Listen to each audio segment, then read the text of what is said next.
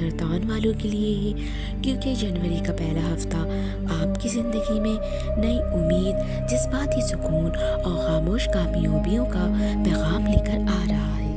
نیا سال، نئی شروعات۔ برج سرطان دل سے سوچنے والا اور دوسروں کے لیے قربانی دینے والا برج ہے۔ پچھلے کچھ عرصوں سے آپ نے بہت صبر کیا، بہت خاموشی سے درد سہے اور بہت کچھ دل میں رکھا۔ جنوری کا پہلا ہفتہ آپ کو یہ احساس دلائے گا کہ اللہ نے آپ کو محنت اور آپ کے آنسوں کا ضائع نہیں کیا۔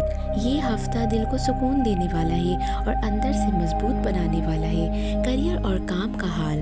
جنوری کے پہلے ہفتے میں برج سرطان کے لیے کام کے میدان میں آہستہ مگر مضبوط پیش رفت ہوگی۔ اگر آپ نوکری کرتے ہیں تو آپ کی محنت کو سراہا جائے گا۔ اگر کاروبار کرتے ہیں تو کوئی نئی موقع یا نیا رابطہ مستقبل میں فائدہ دے سکتا ہے۔ مشورہ: جلدی نتیجہ نہ مانگے، یہ وقت بیج ہونے کا ہے، پھل بہت جلد ملے گا۔ رزق اور مالی معاملات۔ مالی لحاظ سے جنوری کا پہلا ہفتہ اطمینان بخش رہے گا۔ آمدنی میں استحکام، خرچ پر کنٹرول یا کسی رکے ہوئے پیسے کا آنا۔ یہ ہفتہ آپ کو سکھائے گا کہ قناعت اور شکر رزق میں برکت کر لاتے ہیں۔ صدقہ ضرور دیں، چاہے تھوڑا ہی کیوں نہ ہو۔ محبت اور رشتے۔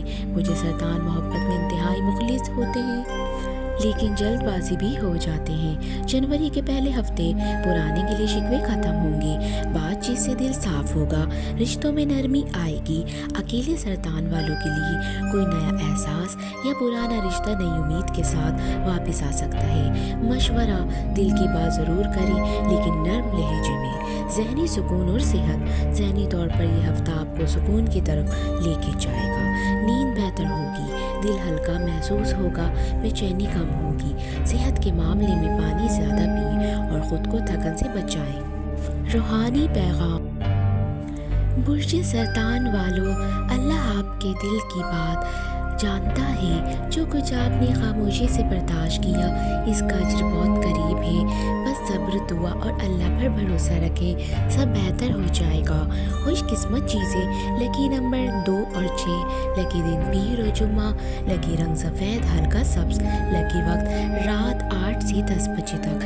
آخر میں خاص پیغام: اگر یہ ویڈیو آپ کے دل کو سکون دے تو کامنٹ میں لکھیں یا اللہ شکر۔ ویڈیو کو لائک، شیئر اور سبسکرائب کریں تاکہ یہ پیغام لوگوں تک پہنچ سکے۔ اللہ کرے جنوری کا پہلا ہفتہ برج سرطان والوں کے لیے رحمت، سکون اور خوشخبری لے کر آئے۔